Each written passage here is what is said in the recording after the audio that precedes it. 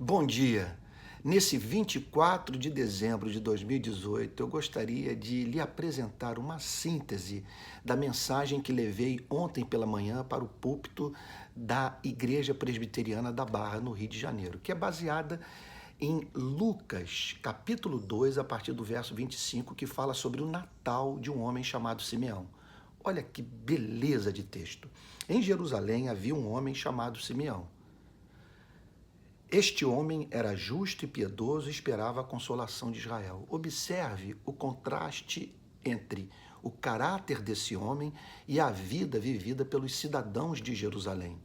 A Jerusalém daqueles dias era uma Jerusalém que se corrompera, que anos mais tarde haveria de pedir a soltura de um homicida chamado Barrabás e a crucificação de Cristo. Mas nessa Jerusalém podia ser encontrado um homem como Simeão, o que prova que, apesar da corrupção das instituições religiosas, Deus sempre haverá de encontrar um povo na face da terra. Sempre há um remanescente fiel, alguém que não se deixou tragar pelos descaminhos da religião. Esse homem era justo e piedoso, que significa que ele procurava sujeitar sua vida à vontade de Deus revelada na sua palavra, que é a expressão do caráter do Criador. É uma lei que pede de nós o que é razoável, pede amor. Ele via, portanto, excelência nessa lei. Ele identificava a sujeição a essa lei como uma forma de expressar sua gratidão a Deus. Por isso, a Bíblia declara que ele era justo e piedoso, mantinha uma relação respeitosa com Deus. Ele entendia que a ele cabia viver para o louvor do Criador e mantenedor da sua vida. E o texto ainda afirma que ele esperava a consolação de Israel. Ele conhecia a Bíblia e toda a sua esperança para o futuro da humanidade estava concentrada na vinda do Filho de Deus, na promessa feita por Moisés, sabe, no descendente do rei Davi, aquele que viria para nos redimir dos nossos pecados, enviar o Espírito Santo para fazer habitação no nosso coração e separar para si um povo que haveria um dia de revelar as perfeições do seu Criador mediante o relacionamento em amor entre os redimidos. O texto prossegue declarando: ele tinha recebido uma revelação do Espírito Santo de que não morreria antes de ver o Cristo do Senhor. A Bíblia declara que o Espírito Santo estava sobre ele. O Espírito Santo o movia, o Espírito Santo o enternecia, o Espírito Santo, portanto, o levava a contemplar para além das nuvens, das estrelas, sabe, do firmamento, a glória de Deus, pois, como diz o Salmo 19, os céus proclamam a glória de Deus e o firmamento anuncia as obras de suas mãos. Então, o Espírito Santo o levava ao templo, à oração, à meditação. Ele gozava dessa relação íntima com o Espírito de Deus. E em razão disso, ele havia recebido uma revelação do próprio Espírito Santo de que na sua geração o Messias se manifestaria e que ele seria testemunha ocular desse fato. Amigo querido, meu irmão, minha irmã, esse é o maior estímulo que nós temos para viver em santidade. Como cristãos, nós sabemos que Deus, pelo sangue de Jesus Cristo, já fez provisão para os nossos pecados do passado, do presente e do futuro. Está consumado, foi o que Jesus Cristo disse. Nós somos filhos e filhas de Deus. Nenhum pecado haverá de nos arrebatar das mãos daquele que nos amou, que cumpriu a lei por você e por mim e que morreu no nosso lugar. Então, por que a preocupação de vivermos em santidade? Porque nós o amamos, porque nós somos gratos e porque nós não queremos ter os sentidos espirituais embotados pelo pecado. Porque quando você vive essa vida de justiça, de piedade, quando os seus afetos estão fixados nas promessas de Deus, é que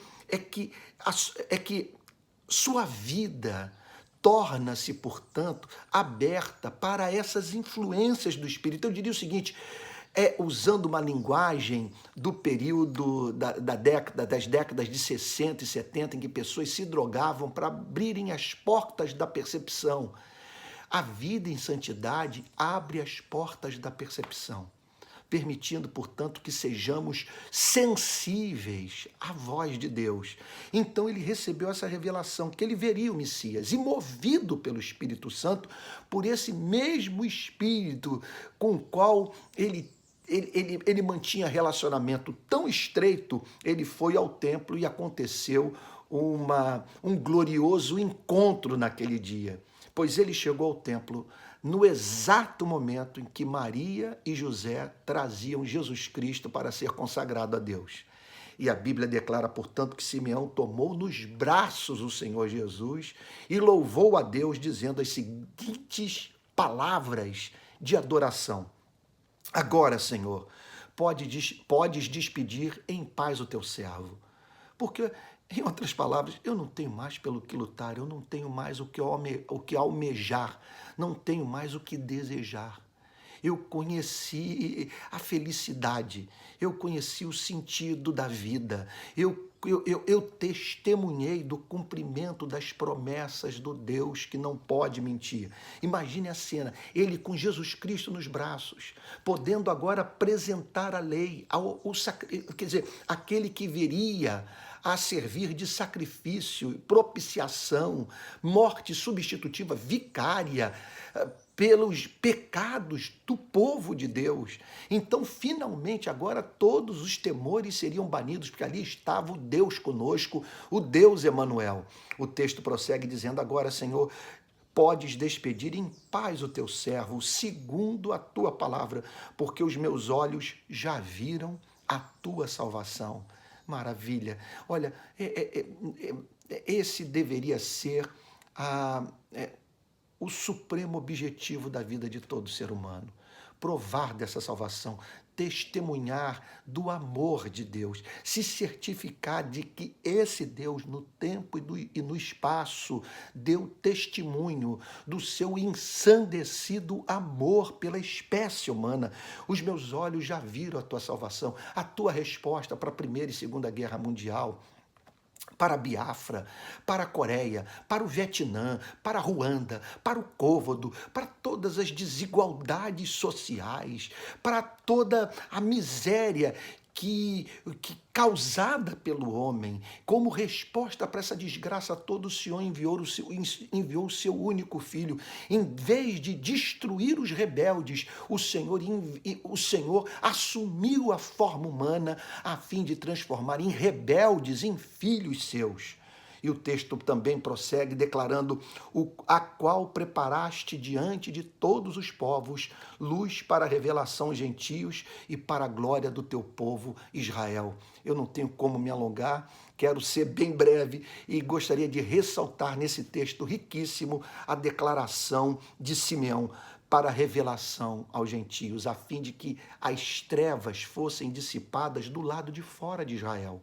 Israel havia sido receptáculo da revelação, mas Deus havia se manifestado a Israel a fim de se manifestar à humanidade, que se encontrava em trevas, não conhecia esse Deus revelado ao povo hebreu e que naqueles dias estava se manifestando na vida do seu único filho. A partir daquele momento, as trevas seriam dissipadas pela luz do Evangelho no mundo inteiro.